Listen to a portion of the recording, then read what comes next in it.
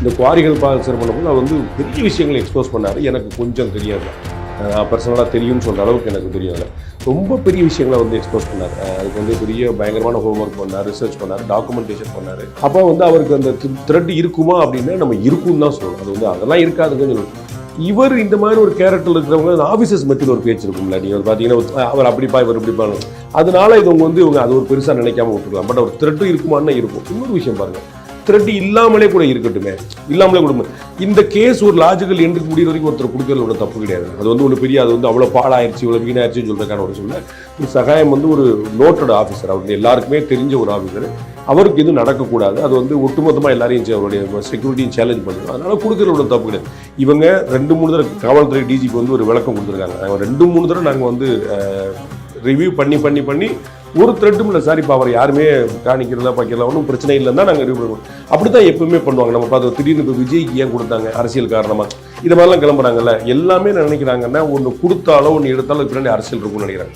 அப்படி அரசியல் இருந்துச்சுன்னா நாளைக்கு வந்து அந்த பெரிய தீராத பழி அந்த அதிகாரிகள் மேலே தான் வரும் அப்படிங்களா. அதனால தான் ரிவ்யூ கமிட்டின்னு எப்படியே நம்ம போட்டு இவங்களுக்கு வேணுமா வேண்டாமா, வேணும் ஒரு போலீஸா 2 போலீஸா இசட்டா ஒய்யா அப்படின்னு நிறைய டிசிஷன் பண்ணுவாங்க. அப்படி அவங்க வந்து திரு சகாயத்துக்கு எந்த விதமான அச்சுறுத்தலும் இல்லை அப்படின்னு அவங்க கருதுறாங்க. அவர் அச்சுறுத்தல் இருக்குன்னு சொல்லும் போது அதை நம்ம வந்து அட்ரஸ் பண்ணலாம். சரி, ஓகே, நீங்கள் கோர்ட்டுக்கு போகும்போது சொல்லுங்கள், இந்த கேஸ் வரும்போது சொல்லுங்கள், இந்த கேஸ் வரக்கூடாது. அதாவது 24 மணி நேர பாதுகாப்புங்கிறது வேற, குறிப்பிட்ட பகுதிகளில் பாதுகாப்புங்கிறது வேற. இப்போ கோயம்புத்தூர் விமான நிலையத்தில் விஜய் இறங்குறாரு, அப்போ அங்கே போலீஸ் பாதுகாப்பு கொடுப்பாங்க. சரி, அவர் 24 போலீஸ் பாதுகாப்பு கொடுக்க மாட்டாங்க. அப்போ அங்கே வந்து ஒரு ஸ்பெஷல் கேஸில் ஒரு ரைட் உண்டு. அதை மாதிரி இவர் வந்து நான் கோர்ட்டுக்கு போகிறேன், எனக்கு ஒரு அச்சுறுத்தல் இருக்கலாம், இந்த மாதிரி பிரச்சனை, அப்போ வந்து ஸ்பெஷல் கேஸாக அவர் வந்து வாங்கிக்கலாம், அது ஒன்றும் குழப்பம் இல்லை. ஸோ இவருக்கு ரிவ்யூ பண்ணல, நான் ஒரு பாலிடிக்ஸ் பார்க்கல. ஏன்னா இவர் பிஜேபி காரரோ ஏடிஎம்கே காரரோ கிடையாது. உங்களுக்கு புரியுங்களா? நீங்க வந்து அவர் ஓட்டு போட்டே ஆகணும் அப்படின்னு நீங்க சொன்னீங்கன்னா அவர் இந்த டிஎம்கே பக்கம் தான் போடுறாரு. டிஎம்கே போடாம பிடிக்காம இருக்கும் அவருக்கு. அவர் தனியாக கம்யூனிஸ்ட் பக்கம் போய் நிற்பார். அவர் அது கம்யூனிஸ்ட் டிஎம்கே கூட தான் உட்கார்ந்து நிற்கும். ஸோ அவர் எந்த ஒரு மாற்றுப்பாதையை தேடினாலும் அது கட்டாயமா ஏடிஎம்கே பக்கமோ பிஜேபி பக்கமோ நிற்காது. அதனால இவருக்கு திமுக மீது ஒரு பகையோ திமுக மீது ஒரு அனுபவமோ கிடையாது. உங்களுக்கு புரியல? அவங்களுடைய ஆஃபீஸர்ஸ் வந்து முடிவெடுக்கிறாங்க, இதுக்கு வந்து ரிவ்யூ பண்ணி தேவையில்லை முடிவெடுக்கிறாங்க. இவர் வந்து அந்த அச்சுறுத்தல் இன்னும் இருக்கு நினைக்கலாம். ரிட்டையர்ட் ஆகிட்டாரு, அவர் வந்து வெளியில் இருக்கிறாரு, ஏஜ் இருக்கு, தனியாக போகக்கூடியவர் அவர், ஜஸ்டிஸ் சந்துரு இது மாதிரி ஒன்றாலும் வந்து நிறைய முக்கியமான இம்பாக்டை கிரியேட் பண்ணுவாங்க. அப்போ அவங்களுக்கு ஒரு அச்சுறுத்தல் இருந்தால் அதை நம்ம அட்ரஸ் பண்ணணும். அதில் ஒன்றும் குழப்பம் இல்லை. இல்லைன்னு கருதுனாலும் ஒரு ஸ்பெஷல் கேஸாவது நம்ம வந்து சரி, நீங்கள் வெளியில் போகும்போது வரும்போது எங்களுக்கு சொல்லுங்க, நீங்கள் எங்கேயா டிராவல் பண்ணும்போது எங்களுக்கு சொல்லுங்க, இல்லை கோர்ட்டு போகும்போது சொல்லணும், கொடுக்கலாம். இது வந்து இது கொடுக்காம போய் தான் அது பண்ண முடியாதுங்க, நாங்கள் ரிவ்யூ பண்ணுறாங்க, அவருக்கு ஒன்றும் கிடையாது அப்படி சொல்லி டிபார்ட் அளவுக்கு அங்கே ஒன்றும் கிடையாது. அவர் கோர்ட்டுக்கு போய் கோர்ட்டில் விசாரிச்சு நாங்கள் சென்ட்ரல் கவர்மெண்ட் போடுவாங்கிற அளவுக்குலாம் ஒரு பிரச்சனை கிடையாது. ஒன்று கொடுத்துடலாம். ஒன்று நாங்கள் வெளியில் நடமாடும் போது கொடுத்துருவோம் சார், எங்களுக்கு வெளியில் இருந்து தவிர சொல்லுங்கள், நாங்கள் ஒரு பாயிண்ட் ஆஃப் கால் கொடுத்துருக்குறோம் அவருக்கு, இங்கே வெளியே போனால் சொல்லுங்கள் சார், நாங்கள் எஸ்கார் பண்ணுறோம் சார் சொன்னால் முடிஞ்சு வச்சுக்கிறது. அது வந்து ஒரு பெரிய வித்தை கிடையாது. இது பொலிட்டிக்கலி பிரச்சனை இல்லைன்னு நீங்கள் சொல்கிறீங்க.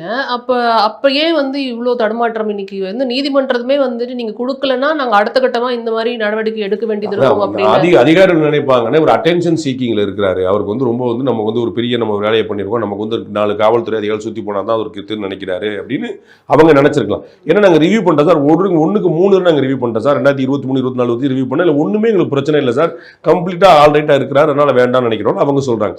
இவர் வந்து எனக்கு ஒரு அச்சுறுத்தல், இது ரெண்டுக்கு ஒரு மிட் பாயிண்ட் இருக்கு. நமக்கு வந்து நான் வந்து இவர் ஏடிஎம்கே பிஜேபி மற்ற விஷயம் மாதிரி அப்படி ஒரு பொலிட்டிக்கலாக இவரை யோசிக்க வேண்டியதில்லை. இவங்களும் வந்து இவர் இங்கே ஒரு பொலிட்டிக்கலாக அவர் பண்ணியிருப்பாருன்னு யோசிக்க வேண்டியதில்லை. இது தேவையில்லாமல் ரொம்ப பண்ணுறாருங்கிற அதிகாரிகள் மட்டத்தில் உள்ள சிந்தனை தான் இதற்கு காரணமாக இருக்கும். வேற ஸ்டாலின் சொன்னார், உதயநிதி சொன்னாருங்கெல்லாம் யோசிக்கிற அளவுக்கு ஒன்றும் கிடையாதுங்க.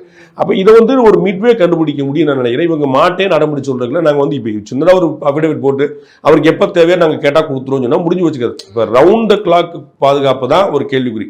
அதுக்கு ரிவ்யூ பண்ணி எனக்கு ஒரு காஸ்ட் இருக்குது. நீங்கள் அப்படிலாம் ஒரு 3 ஷிஃப்ட் ஒரு ஷிஃப்ட்டுக்கு 8 மணி நேரம் போட்டிங்கன்னா 3 ஷிஃப்ட்டுக்கு 24 நேரத்துக்கு வந்து ஆள் போடணும், வீட்டில் வெளியில் போகும்போது போடணும். அப்போ அதுக்கு ஒரு காஸ்ட் இருக்குது. அவங்களுக்கு லீவு, அவங்களுக்கு ஆஃப், அவங்களுக்கு மாற்றி ஒரு காரணம். நீங்கள் வந்து ஒரு காவல்துறை அதிகாரி மட்டுமே ஒருத்தர் கூட இருப்பாருன்னா அதுக்கு 4 பேர் ஒர்க் பண்ண வேண்டியிருக்கும்.